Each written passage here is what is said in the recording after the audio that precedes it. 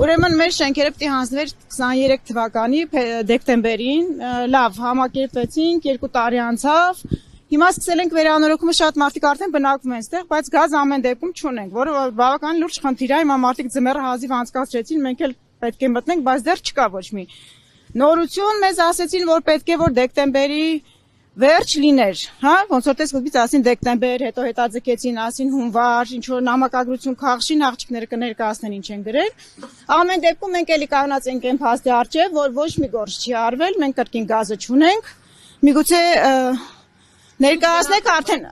մենք վերանորոգում ենք, որպեսզի մտնենք, բայց ամեն դեպքում գազի խողովակները լրիվ քաշացա, բայց ի վիճակի չենք մտնենք բնակվենք, որտեղ գազը դեռ չկա։ Մարդիկ մի կերպ ջեռուց, չգիտեմ, հոսանքը օգտագործելով 100,000 գումար տալով բնակվում են, բայց այդ խնդրի առջև մենք էլ ենք կանգնելու վաղ թե ուշ։ Մեզ կառուցապատողը անդադ հետաձգում է ժամկետը, անընդհատ։ Մենք հիմա պետք է որ 31-ին հունվարի արդեն պատասխան ունենանք, դիմել ենք եւ Քաղշին եւ Գազպրոմից էլ ենք նամակագրություն ունենք ահագին, երևի աղջիկները կտան թղթերը արդեն, բայց էլի մենք օդում կախված ենք, ոչ մի տեղեկություն չունենք։ Գազպրոմը ասում է ինչ որ շարժ կա, բայց որն այդ ինչ որ շարժը մենք էլ չգիտենք։ Պետք է գումար վճարվի, որը որ չի վճարվում, գործը առաջ չի գնա։ Դուք պիտի վճարեք, թե Ոչ, կառուցապատողը։